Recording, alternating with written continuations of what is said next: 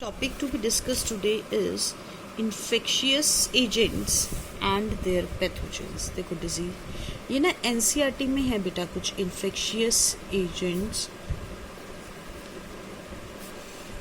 and their pathogens, जो क्योंकि NCERT में है तो आने का एज इट इज़ आने के चांसेस रहेंगे कि भैया नाम पूछ ले तुमसे कि बताओ ये डिजीज़ कौन सा पैथोजन कॉज करता है। ठीक है, एनसीईआरटी में ना डायग्राम की फॉर्म में दे रखे हैं तो वो आपको बहुत अच्छे से आना चाहिए। देखो नेक्स्ट पहला वर्ड क्या है, पहला वर्ड है डिजीज़ का नाम हेपेटाइटिस बी। हेपेटाइटिस बी, हाँ, that is caused by hepatitis virus. तो इसमें कोई दिक्कत नहीं होती, तो इजी टू लर्न नेम है। Hepatitis B is caused by hepatitis virus. जो दूसरा नाम है, the second name is ads.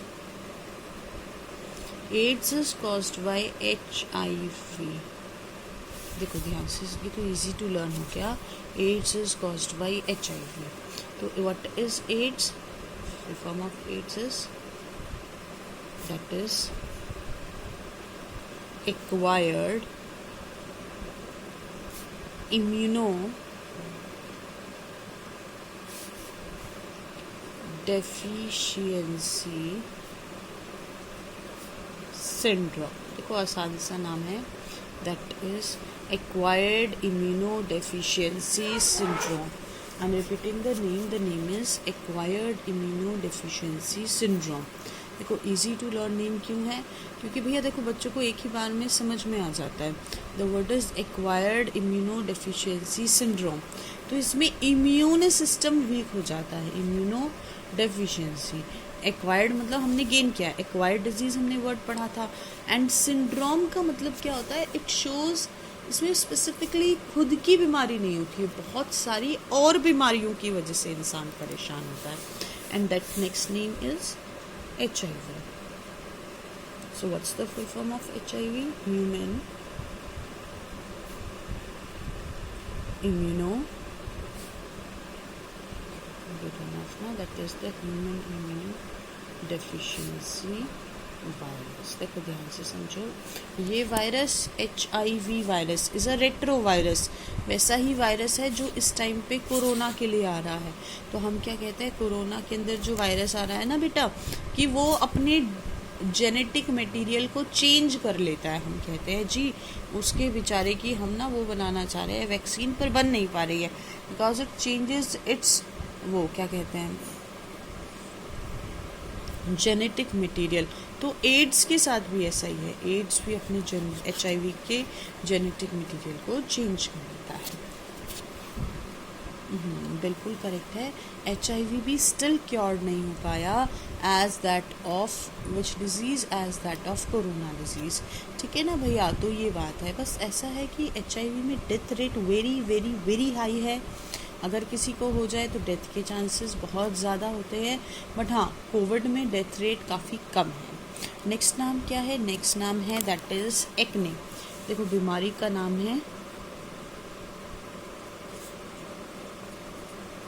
Acne.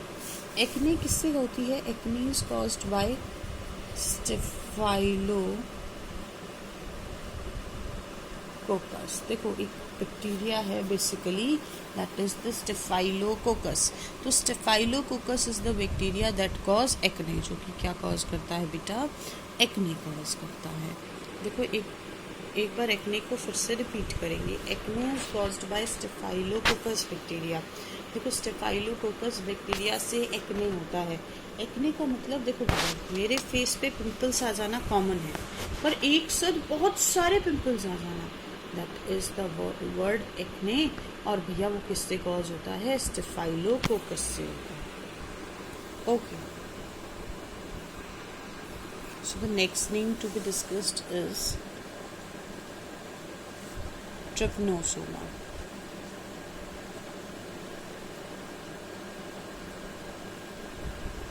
Trypanosoma यार सबको याद था क्या कॉज करता था?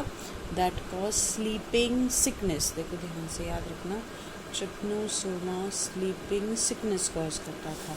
स्लीपिंग सिकनेस का मतलब क्या होता है, एक इंसान, बहुत सारे सिम्टम्स और आते हैं बट बेसिकली साइन क्या होता है कि एक इंसान की क्या चेंज हो जाती है, एक इंसान